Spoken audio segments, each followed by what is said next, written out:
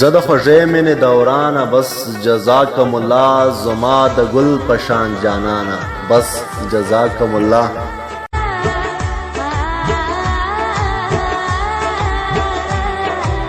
ستا په ښایست پسې دنیا خلکو تڼۍ وشکولې، زما جنت افغانستانه بس جزاکم الله. مور د خپل ورک بچ تصویر ته ښه په ځیر وکتل، ځان سره وویل زوی جانه بس جزاکم الله.